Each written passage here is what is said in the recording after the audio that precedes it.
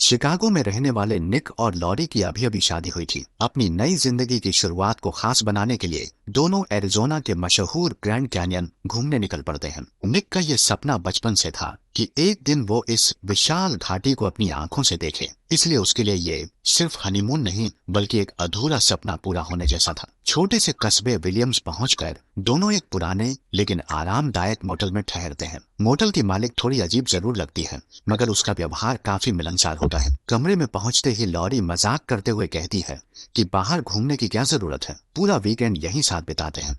लेकिन निक इतनी आसानी से अपना सपना छोड़ने वालों में से नहीं था। उसे तो अगली सुबह ही ग्रैंड कैनियन के अंदर जाने की जल्दी थी। शाम होते ही दोनों जानकारी लेने के लिए विजिटर सेंटर पहुंचते हैं। यहीं उन्हें पता चलता है कि ग्रैंड कैनियन के अंदर म्यूल यानी खच्चरों के जरिए जाने के लिए पहले से परमिट लेना पड़ता है, और वो भी कई महीनों पहले आवेदन करके। पार्क रेंजर साफ शब्दों में बता देता है कि बिना परमिट किसी भी हालत में अंदर जाना मुमकिन नहीं है। यह सुनकर निक का चेहरा उतर जाता है। उसे लगता है कि उसका सबसे बड़ा सपना यहीं टूट गया, लेकिन किस्मत अभी उनके लिए कुछ और ही लिख चुकी थी। रात में दोनों एक स्थानीय बार में जाते हैं, जहां उनकी मुलाकात होती है हेनरी नाम के एक बुजुर्ग आदमी से। हेनरी खुद को इलाके का अनुभवी टूर गाइड बताता है और अपने रोमांचक किस्सों से सबका ध्यान खींच लेता है। जब उसे निक की परेशानी का पता चलता है तो वह तुरंत एक ऑफर देता है। हेनरी कहता है कि अगर वे चाहें तो वह उन्हें निजी तौर पर ग्रैंड कैनियन के अंदर ले जा सकता है। परमिट की चिंता करने की जरूरत नहीं, क्योंकि सब इंतजाम उसके पास है। निक को जैसे उम्मीद की नई किरण मिल जाती है, लेकिन लॉरी को पहली मुलाकात में ही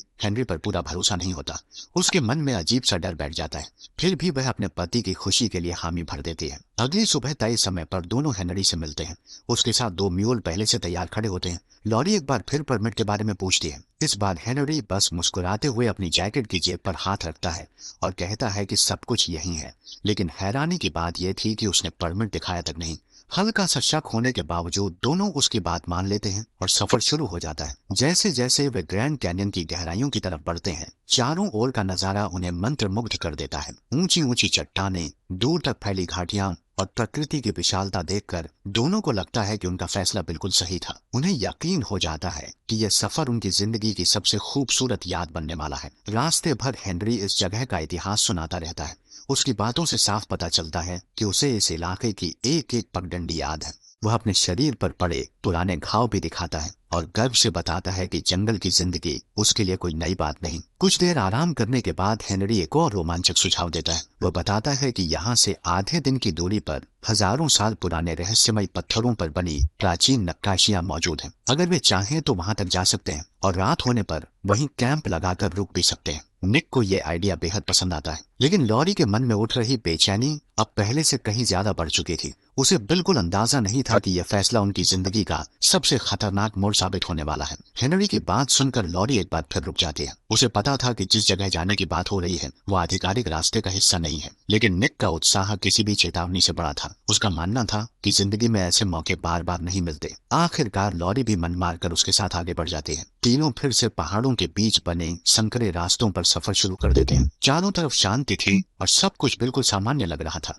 चलते चलते हेनरी एक बड़ी चट्टान की ओर इशारा करता है। वह बताता है कि साल 1869 में मशहूर खोजकर्ता जॉन वेस्ली पॉवेल ने इसी पत्थर पर अपना नाम उकेरा था। ये सुनते ही निक तुरंत उस ऐतिहासिक निशान के साथ एक तस्वीर खिंचवा लेता है और फिर सफर आगे बढ़ जाता है। अब उनकी मंजिल ज्यादा दूर नहीं थी, बस करीब 1 घंटे का रास्ता बाकी था। लेकिन अगले ही पल सब कुछ बदल गया। अचानक हेनरी के म्यूल के सामने एक जहरीला राइटलेस स्नेक आ गया। सांप को देखते ही जानवर बुरी तरह बेदक गया और उसने हेनरी के साथ साथ लॉरी को भी जमीन पर पटक दिया। हेनरी संभल पाता उससे पहले ही सांप ने उसके चेहरे और हाथ पर हमला कर दिया। दर्द से कराहते हुए उसने किसी तरह सांप का सिर अलग कर दिया, लेकिन जहर अपना काम शुरू कर चुका था। इधर हादसे से घबराकर बाकी म्यूल तेजी से बाहर निकले। उनके साथ खाना, पानी, मेडिकल किट और लगभग सारा सामान भी चला गया। बिना समय गंवाए हेनरी निक को भागे हुए जानवरों के पीछे भेज देता है, जबकि लॉरी मोबाइल से मदद बुलाने की कोशिश करती है। लेकिन इस वीरान घाटी में फोन का कोई नेटवर्क नहीं था। उसकी हर कोशिश बेकार साबित होती है। कुछ देर बाद निक लौटता है। वह सिर्फ एक म्यूल को वापस पकड़ पाया था। दुर्भाग्य से जिस म्यूल पर जरूरी सामान और दवाइयां थीं, वह कहीं गायब हो चुका था। अब सबसे बड़ी चिंता हेनरी की हालत थी। उसके चेहरे और हाथ दोनों जगह सांप का जर फैल चुका था। लॉरी तुरंत उसके हाथ को कसकर बांध देती है ताकि जहर धीरे फैले, लेकिन चेहरे पर हुए जख्म के लिए उनके पास कोई इलाज नहीं था। धीरे धीरे शाम रात में बदलने लगी। अंधेरा इतना गहरा हो चुका था कि वापस लौटना नामुमकिन था। हेनरी ने खुद सबको शांत रहने के लिए कहा। उसने समझाया कि जहर तुरंत जान नहीं लेगा, इसलिए रात यहीं गुजारना ही सबसे सुरक्षित फैसला होगा। सुबह होते ही वे मदद की तलाश में निकलेंगे, लेकिन एक और मुश्किल सामने थी। उनके पास खाने के लिए कुछ भी नहीं बचा था। तब हेनरी ने वही मरा हुआ रेटलेस स्नेक आग पर भूनने का सुझाव दिया। मजबूरी में निक ने खुद को तैयार किया और उसका मांस खा लिया, लेकिन लॉरी का डर इतना बढ़ चुका था कि उसके गले से एक निवाला भी नीचे नहीं उतरा। रात की खामोशी में आग की लपटें जलती रहीं और हेनरी धीरे धीरे उन्हें बताता रहा कि जहर शरीर पर किस तरह असर करेगा। उसकी शांत आवाज सुनकर निक और लॉरी कुछ देर के लिए खुद को संभाल लेते हैं, लेकिन अंदर ही अंदर दोनों समझ चुके थे कि हालात बेहद गंभीर हो चुके हैं।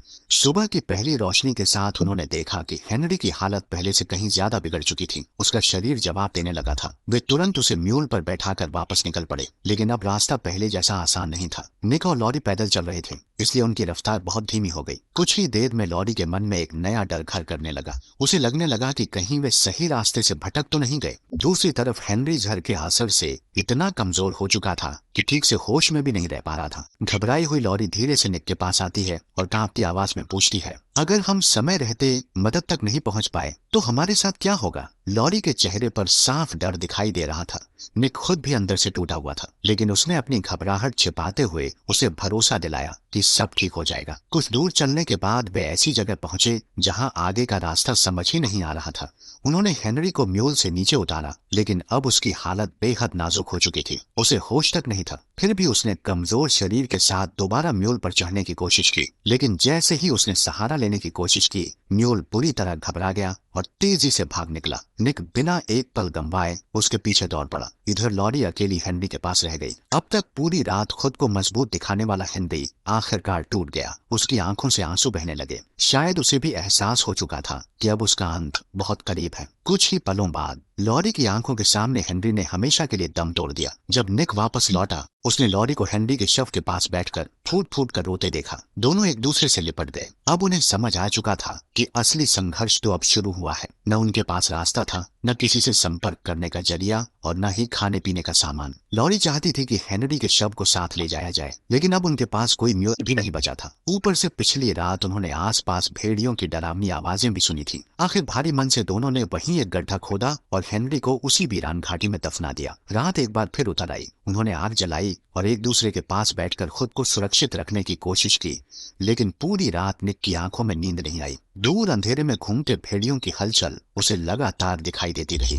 वह पूरी रात पहरा देता रहा ताकि लॉरी चैन से सो सके। सुबह होने से पहले निक ने एक और काम किया। उसने उनके पैरों के निशान मिटा दिए ताकि लॉरी को यह एहसास न हो कि वे बार बार उसी इलाके में घूम रहे हैं। अब उनके पास दिशा तय करने का एक ही तरीका था, सूरज। दोनों ने अनुमान लगाया और उसी ओर चल पड़े जहां उन्हें उम्मीद की एक छोटी सी किरण दिखाई दे रही थी। घंटों बीत गए, लेकिन बाहर निकलने का कोई रास्ता नजर नहीं आया। भूख अब असहनीय हो चुकी थी। लॉरी के पास सिर्फ कुछ च्युइंग गम बची थी। दोनों ने उसे बांटकर चबाना शुरू किया ताकि कम से कम कुछ देर के लिए भूख का एहसास दब जाए। तेज धूप, प्यास और कमजोरी धीरे धीरे उनके दिमाग पर भी असर डालने लगे। हालात इतने खराब हो चुके थे कि लॉरी मजाक में कह बैठी, काश अभी फोन से पिज्जा ऑर्डर कर पाते। लेकिन उसी पल उसकी नजर मोबाइल स्क्रीन पर गई। एक सिग्नल बार दिखाई दे रहा था। उम्मीद की किरण देखकर उसने तुरंत 911 पर कॉल मिलाई, मगर किस्मत अब भी उनका साथ देने को तैयार नहीं थी। कॉल जुड़ने से पहले ही कट गई। निक ने फैसला किया कि अगर ऊंचाई पर पहुंचा जाए तो शायद नेटवर्क बेहतर मिल जाए। चलते चलते निक को एक और उम्मीद याद आई। उसने सोचा कि शायद मोटल की मालिक यह देखकर पुलिस को खबर कर दे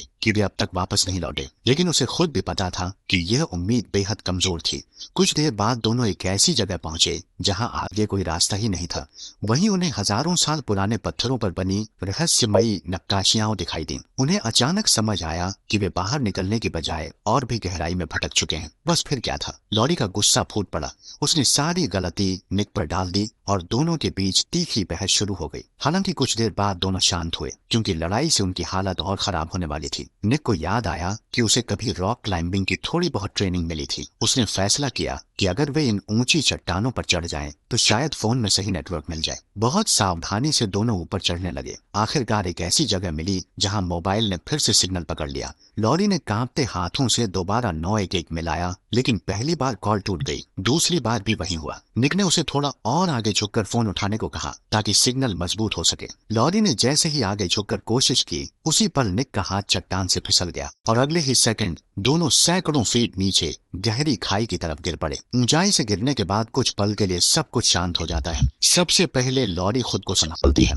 हैरानी की बात थी कि उसे सिर्फ मामूली चोटें आई थीं, लेकिन जैसे ही उसकी नजर निक पर पड़ती है, उसके पैरों तले जमीन खिसक जाती है। निक का पैर दो विशाल चट्टानों के बीच इतनी बुरी तरह फंस चुका था कि निकलना लगभग नामुमकिन लग रहा था। उसकी हड्डी टूट चुकी थी और दर्द इतना भयानक था कि उसकी चीखें पूरे सुनसान इलाके में गूंजने लगी। लॉरी बिना रुके उसे छुड़ाने की कोशिश करती रही। कभी चट्टान को धक्का देती, कभी निक का पैर खींचने की कोशिश करती, लेकिन हर प्रयास बेकार साबित हुआ। आखिरकार दर्द इतना बढ़ गया कि निक की आंखों के सामने अंधेरा छा गया और वह बेहोश हो गया। उस पल लॉरी पूरी तरह टूट चुकी थी। चारों तरफ वीरानी, न कोई इंसान, न मदद की कोई उम्मीद, बस मौत जैसा सन्नाटा। कुछ देर बाद जब निक की आंख खुली तो उसने पास ही एक भेड़िए को मंडराते देखा। खून की गंध उसे उनकी तरफ खींच लाई थी। निक ने पूरी ताकत से चिल्लाकर उसे डराने की कोशिश की और 5 बड़ा एक पत्थर उसकी तरफ फेंका। तब जाकर वह जानवर पीछे हट गया। लॉरी भी हार मानने वालों में से नहीं थी। वह कहीं से एक मोटी लकड़ी उठाकर लाई,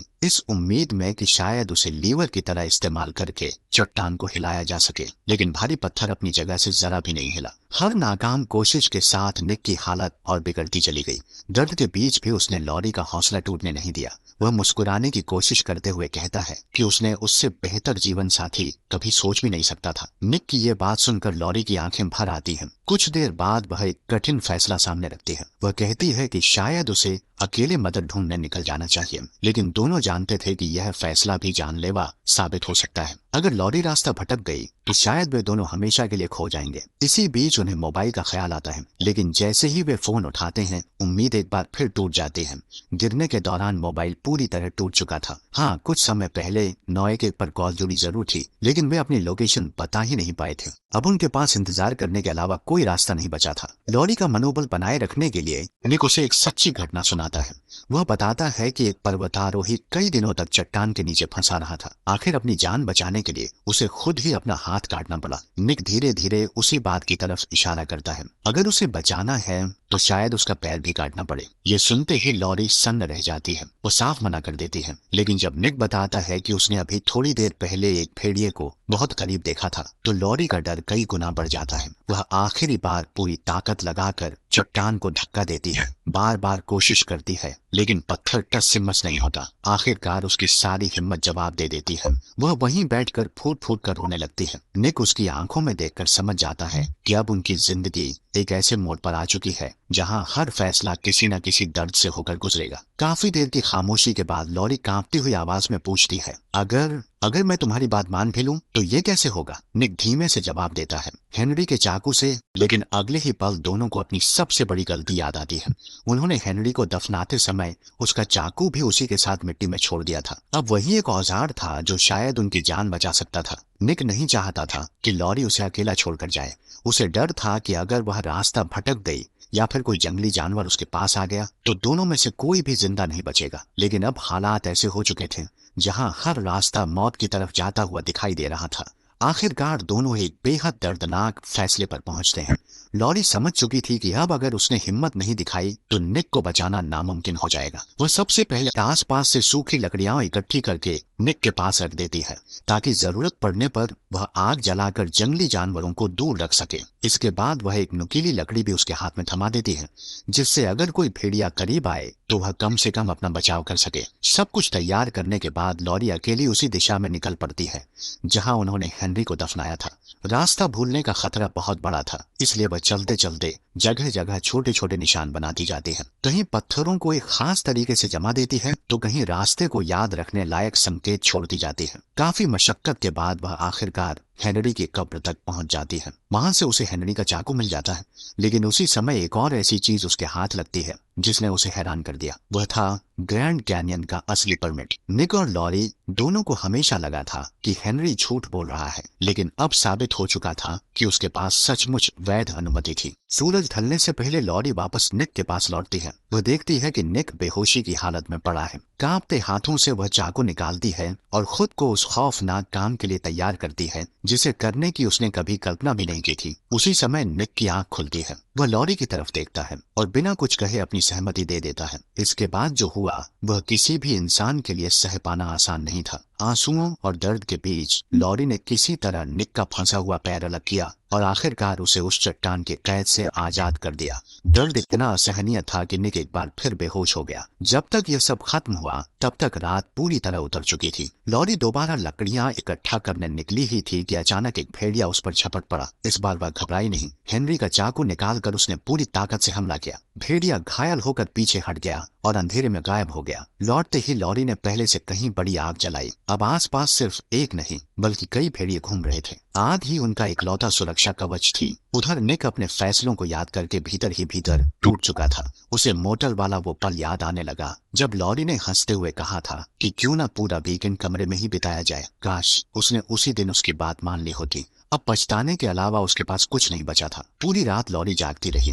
हाथ में चाकू लिए वह आग के पास बैठी हर आहट पर नजर रखती रही। लेकिन आधी रात के बाद एक भेड़िया अचानक तेजी से उसकी तरफ दौड़ा और उसके पैर में तान गड़ा दिए। दर्द के बावजूद लॉरी ने हिम्मत नहीं हारी। उसने तुरंत पलटकर वार किया और उसी चाकू से उस भेड़िए को मार गिराया। कम से कम अब उनके पास खाने के लिए थोड़ा मांस तो था। अगली सुबह लॉरी ने पेड़ों की टहनियों और कपड़ों की मदद से एक अस्थायी स्ट्रेचर तैयार किया ताकि निक को घसीट कर आगे ले जाया जा सके। खाने की समस्या कुछ हद तक खत्म हो चुकी थी, लेकिन अब सबसे बड़ा दुश्मन था प्यास। एक बूंद पानी भी उनके पास नहीं बचा था। तेज धूप और शरीर की कमजोरी ने निक की हालत और बिगाड़ दी। घाव में संक्रमण फैल चुका था। लगातार बहा खून, तेज बुखार और कमजोरी उसे धीरे धीरे मौत के करीब ले जा रहे थे। निक ने थकी हुई आवाज में लॉरी से कहा, मुझे यहीं छोड़ दो, मैं अब नहीं बचूंगा। लेकिन लॉरी ने उसकी बात सुनते ही गुस्से में उसे डांट दिया। उसने साफ कह दिया कि जब तक उसकी सांसें चल रही हैं वह हार नहीं मानेगी।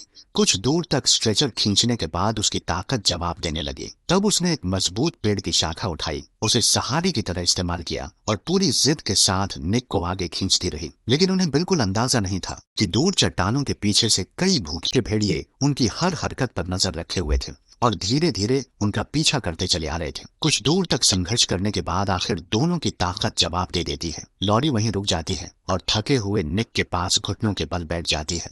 जब वह उसके घाव को ध्यान से देखती है तो उसकी सांसें अटक जाती हैं। घाव अब बुरी तरह सड़ने लगा था। वह बिना देर किए अपनी शर्ट का एक हिस्सा फाड़ती है और जितना हो सके उतनी सावधानी से घाव पर पट्टी बांध देती है। निक की हालत हर मिनट बिगड़ रही थी। मुश्किल से सांस लेते हुए वह धीमी आवाज में कहता है, मुझे कभी अंदाजा नहीं था कि तुम इतनी मजबूत हो। लॉरी की आंखें भर आती हैं। वह सिर हिलाते हुए जवाब देती है, मैं मजबूत नहीं हूँ, मैं तो हर पल डर रही हूँ। निक हल्की सी मुस्कान देता है और कहता है, यही तो तुम्हारी सबसे बड़ी ताकत है। जो इंसान डर को समझता है वही सही फैसले लेना भी जानता है। कुछ पल की खामोशी के बाद निक एक आखिरी बार लॉरी से विनती करता है। वह चाहता था कि लॉरी उसे यहीं छोड़कर आगे बढ़ जाए। उसे यकीन हो चुका था कि उसकी जिंदगी अब ज्यादा देर की मेहमान नहीं है। अगर लॉरी उसके साथ रुकी रही तो शायद वह भी कभी इस घाटी से जिंदा बाहर नहीं निकल पाएगी। लेकिन लॉरी ने साफ इनकार कर दिया। उसने तय कर लिया था कि चाहे जो हो जाए वह निक का साथ आखिरी सांस तक नहीं छोड़ेगी। निक की आंखों में पछतावा साफ दिखाई दे रहा था। टूटी हुई आवाज में उसने कहा, काश मैंने शुरुआत में ही तुम्हारी बात मान ली होती। कुछ देर रुककर वह मुस्कुराने की कोशिश करता है और कहता है, हमें यहाँ आने की बजाय हनीमून के लिए हवाई चले जाना चाहिए था। दोनों की आंखों में आंसू थे। उसी समय आसमान में उड़ता एक विमान दिखाई देता है। निक उम्मीद से उसकी ओर देखते हुए कहता है, शायद वे लोग इसी तरफ आ रहे हैं। एक पल के लिए दोनों के दिल में उम्मीद फिर से जाग उठती है, लेकिन किस्मत को शायद कुछ और ही मंजूर था। अचानक चारों तरफ से कई भेड़िए उन्हें घेर लेते हैं। लॉरी पूरी ताकत से उन्हें डराने की कोशिश करती है। वह चिल्लाती है, पत्थर फेंकती है, चाकू लहराती है, लेकिन भूखे शिकारी अब पीछे हटने वाले नहीं थे। निक समझ चुका था कि अब बच निकलना लगभग असंभव है। उसकी हालत इतनी खराब थी कि अगर भेड़िए उस तक पहुंचते तो उसकी मौत बेहद दर्दनाक होती। लॉरी के सामने जिंदगी का सबसे कठिन फैसला खड़ा था। आंखों से आंसू लगातार बह रहे थे, लेकिन कांपते हुए हाथों से उसने निक को अपनी बाहों में लिया और उसे उस असहनीय दर्द से हमेशा के लिए आजाद कर दिया। उस पल दोनों की प्रेम कहानी का सबसे दुखद अध्याय खत्म हो गया, लेकिन नियति का सबसे क्रूर मजाक अभी बाकी था। निक के शांत होते ही कुछ ही मिनटों बाद आसमान में हेलीकॉप्टर की आवाज गूंजने लगी। रेस्क्यू टीम आखिरकार उन्हें ढूंढ चुकी थी। हेलीकॉप्टर को देखकर लॉरी वहीं टूटकर बिखर गई। वह जोर जोर से रोने लगी, क्योंकि उसे एहसास हो चुका था कि अगर मदद बस कुछ मिनट पहले पहुंच जाती तो शायद निक आज जिंदा होता। यही इस दर्दनाक सफर का अंत होता है।